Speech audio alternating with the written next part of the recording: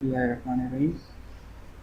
आज जो बेसिकली हमारा टॉपिक है वो है ट्रांसफॉर्मर इंटरव्यू क्वेश्चन के हवाले से। ठीक है, 10 क्वेश्चन मैंने थोड़े डिज़ाइन किए कि 10 आराम से आपके समझ में आ जाए। 10 क्वेश्चन होंगे। तकरीबन पहले क्वेश्चन की जानिब हम चलते हैं। तो पहला क्वेश्चन है कि what are the different method of increasing the dissipating area for better cooling. मतलब ये कह रहे हैं कि वो कौन से तरीक़े हैं, यानी कि जिसकी ज़रिए से जो डेसिपेट हो रही होती है हीट, उसको हम बेटर कूल किया जा सकता है। ये 4 बेसिकली ये लिखे हैं। द कॉर्पोरेटेड शीट की वजह से शीट से हम मतलब बेटर कूल किया जा सकता है। वो जो शीट होती है उसका मटेरियल कैसा है, इस तरीके से। और जो fins welded vertically to the side of tank, यानी कि आपने देखा होगा टैंक के साइड में ना कुछ वर्टिकली शीट्स होती हैं गोल सिलेंड्रिकली की शक्ल में। उनको उनकी वजह से भी हम बेटर कूल किए कर सकते हैं, क्योंकि उसमें जब ऑयल जाता है गर्म होने के बाद तो उसका सरफेस एरिया बढ़ जाता है। और ये इलेप्टिकल है, राउंड ट्यूब, वही राउंड ट्यूब्स के बारे में बात कर रहे हैं। वर्टिकली हॉरिजॉन्टली लगा दें ऑक्सिलरी रेडिएटर, या हम उसके साथ एक रेडिएटर ऑक्सिलरी अलहदा से लगा दें उन फिन्स के ऊपर या फिन्स के साइड में, जिसकी वजह से वो बेटर कूल किया जा सकता है। ठीक है, तो ये 4 हैं शीट्स और vertically sides of the tank. मतलब ये इलेप्टिकल और फिन्स वेल्डेड जो होती हैं वर्टिकली तकरीबन सेम ही होती हैं। ठीक है।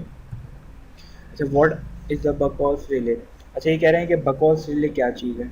तो इसमें पढ़ते हैं कि Buchholz is a protective relay which is meant to protection oil image transform. ये क्या बकॉस रिले बेसिकली एक रिले होती है आज जो बेसिकली हमारा ट्रांसफार्मर टॉपिक है वो है के main transformer tank interview question और के हवाले से। कंजर्वेटर टैंक के 10 दरमियान क्वेश्चन में पाइप मैंने में लगी थोड़े हुई होती है। डिज़ाइन किए हैं कि 10 अच्छा, होता है ये आराम से ऑयल आप एमर्स के समझ में ट्रांसफार्मर आ होते जाए। हैं 10 उनके बीच क्वेश्चन में, होंगे, तकरीबन पहले मतलब उनमें क्वेश्चन की लगी जानिब हम होती है। चलते हैं। होता तो ही है पहला जब क्वेश्चन है कि ट्रांसफार्मर व्हाट का are the oil different method of increasing the heat करना शुरू डेसिपेटिंग करता है, या एरिया फॉर कोई बेटर भी कूलिंग। मतलब ये कह आपका रहे हैं कि फेलियर हो सकता है, जैसे इसमें लिखा हुआ है वो ट्रांसफार्मर कौन से फॉल्ट, तरीक़े हैं, यानी इंसुलेशन कि फेलियर भी हो जिसकी सकता ज़रिए है, से जो कोर एक्सेस डेसिपेट हो रही हीट होती की है वजह से भी हो हीट, सकता उसको हम है, या बेटर कूल किया जा सकता है। तो ये इंटरनल है, 4 सॉरी ये बेसिकली इंटरनल ये नहीं है, लिखे इंटरनल हैं। द फॉल्ट की वजह से कॉर्पोरेटेड भी शीट की वजह ये हो सकता है। से हम तो मतलब उसमें बेटर क्या कूल होता है किया जब जा सकता है। वो जो शीट ऑयल होती है उसका मटेरियल कैसा है, जिस तरीके गर्म से। होता है तो उसमें कुछ और जो fins gases welded vertically actuate होना टू द शुरू होती हैं। तो साइड ऑफ ये जो टैंक, होता है यानी कि आपने देखा होगा बेसिकली टैंक के जो साइड में ना बकवास रेल कुछ होते हैं गैस वर्टिकली एक्चुएटेड रेल होता है। शीट्स इसमें होती दो हैं फ्लोटिंग गोल सिलेंड्रिकली मैकेनिज्म लगे होते की हैं कि शक्ल पहला में। जो होता है वो अलार्म उनको होता है, उनकी यानी वजह कि से भी पहली हम बेटर इंडिकेशन कूल में अगर किए थोड़ा कर एक सकते हैं, क्योंकि टेम्परेचर राइज उसमें जब करेगा तो ये ऑयल जाता अलार्म है गर्म इंडिकेट होने के करेगा। बाद तो उसका और सरफेस अगर एरिया बढ़ इससे जाता है। ज़्यादा मतलब एक ट्रिपिंग सेट पॉइंट होगा, और ये ट्रिपिंग इलेप्टिकल है, मतलब राउंड जहाँ पे ट्यूब, लगाया वही हुआ है, राउंड ट्यूब तो के ये क्या बारे में बात कर रहे हैं। करेगा, वर्टिकली जहाँ से हॉरिजॉन्टली इसको लगा दें फील्ड आ रही ऑक्सिलरी होगी, यानी रेडिएटर, सप्लाई आ रही या होगी हम उसके ट्रांसफार्मर को, साथ उसको एक वहाँ से ट्रिप करवा रेडिएटर देगा। ऑक्सिलरी अलहदा ये से इसका लगा दें उन बकौल फिन्स रिले के का एक ऊपर या पूरा फिन्स के अंदर साइड में, फंक्शन है, जिसकी वजह से वो किस बेटर तरीके से कूल होता है। किया तो जा बेसिकली सकता है। बकौल रिले जो है एक ठीक है, तो ये 4 हैं शीट्स प्रोटेक्टिव मतलब ये और vertically sides of relay the है, टैंक। और एक गैस मतलब एक्चुएटेड रिले होती है, ऑयल इमर्स इलेप्टिकल ट्रांसफार्मर में यूज होती है। और फिन्स वेल्डेड जो तो ये होती हैं कह रहे हैं व्हाट वर्टिकली इज द तकरीबन सेम ही होती हैं। ठीक है। वोल्टेज अच्छा, what is the transformation Buchholz ratio. Relay. अच्छा, ये कह अच्छा, रहे हैं कि वोल्टेज के बकॉस रिले क्या ट्रांसफॉर्मर, यानी चीज़ कि है। ये क्या तो कहना चाह रहे हैं इसमें कि जो पढ़ते हैं कि प्राइमरी और बकॉस इज द सेकेंडरी का जो रेशियो प्रोटेक्टिव होता है ना रिले वोल्टेज विच का, इज़ वो मीन किस टू तरीके से प्रोटेक्शन होता ऑयल है, उसका इमर्स क्या फॉर्मूला है। ट्रांसफॉर्म। तो वोल्टेज ये क्या Buchholz transformation ratio relay is the ratio of basically एक सेकेंडरी वोल्टेज रिले होती है टू द जो प्राइमरी वोल्टेज, ट्रांसफार्मर यानी कि सेकेंडरी के वोल्टेज मेन को टैंक अगर हम और प्राइमरी वोल्टेज कंजर्वेटर टैंक से के जो दरमियान डिवाइड में करेंगे पाइप में तो लगी हमारे पास हुई जो होती रेशियो है। आएगा अच्छा, वो होता है ये वोल्टेज ऑयल ट्रांसफॉर्म इमर्स जो रेशियो आ ट्रांसफार्मर जाएगा। ठीक होते है, हैं हमें उनके पता बीच चल में जाएगा भाई प्राइमरी मतलब पे उनमें इतने लगी टर्न होती है, है। सेकेंडरी पे इतने हैं, तो होता ये ये जब एक रेशियो बन ट्रांसफार्मर का जाएंगे ऑयल 1:2 2:3 इस हीट तरीके का करना रेशियो शुरू पता करता है चलेगा। या कोई भी आपका अच्छा, ये कह फेलियर रहे हो हैं कि सकता व्हाट है, इज द जैसे इसमें करंट, लिखा हुआ है ज़ाहिर बात है, ट्रांसफार्मर और फॉल्ट, करंट और इंसुलेशन फेलियर भी हो टर्न सकता है, रेशियो क्या है, कोर यानी कि एक्सेस हीट की प्राइमरी वजह से वाइंडिंग भी हो पर कितने सकता है, टर्न है, या सेकेंडरी वाइंडिंग पे कितने टर्न है, और प्राइमरी पे इंटरनल करंट सॉरी या कितना है, सेकेंडरी पे इंटरनल टर्न फॉल्ट कितना की है। अच्छा, वजह से अगर भी आप ये पूरी इसकी ये हो डिज़ाइन सकता है। देखना चाहते हैं तो कि उसमें क्या होता है जब ट्रांसफार्मर किस तरीके से ऑयल डिज़ाइन होता है, तो मैंने एक वीडियो बनाई थी गर्म हाउ होता टू है तो डिज़ाइन उसमें कुछ ट्रांसफॉर्मेशन गैसेस ट्रांसफार्मर, तो उसमें एक्चुएट आप होना पूरी शुरू इसकी होती हैं। कैलकुलेशन देख तो सकते ये हैं। जो ठीक होता है, है तो व्हाट बेसिकली आर द जो बकौल से होते हैं गैस एक्चुएटेड ट्रांसफार्मर, रिले होता है, इसमें इसमें दो ये लिखे हैं floating NS divided by NP। इससे मैकेनिज्म लगे आपको होते हैं टर्न कि रेशियो पहला पता जो चल होता है वो जाएगा अलार्म होता है, इसका, यानी कि टर्न पहली का। इंडिकेशन और में अगर IP थोड़ा एक divided IP temperature means rise करेगा तो ये प्राइमरी अलार्म करंट, इंडिकेट और करेगा। IS और अगर मीन्स इससे ज़्यादा सेकेंडरी करंट। मतलब एक ये ट्रिपिंग सेट पॉइंट होगा, ट्रांसफॉर्मेशन ट्रिपिंग का रेशियो है, मतलब जहाँ पे ठीक है, लगाया हुआ है, ट्रांसफार्मर की तो ये टर्न क्या और करंट का। करेगा जहाँ से इसको अब ये फील्ड कह आ रहे हैं रही व्हाट डू होगी, यानी मीन कि सप्लाई आ रही बाय द होगी नो लोड ट्रांसफार्मर को, करंट उसको ऑफ द वहाँ से ट्रिप ट्रांसफार्मर। करवा देगा। कह रहे हैं कि तो ये इसका आपसे बकौल सवाल रिले का अगर एक होता है कि पूरा भाई नो लोड फंक्शन है नो किस लोड तरीके करंट से ऑफ होता है। तो ट्रांसफार्मर बेसिकली से क्या बकौल मुराद है, रिले जो है यानी कि एक अगर प्रोटेक्टिव किसी ट्रांसफार्मर पे मतलब ये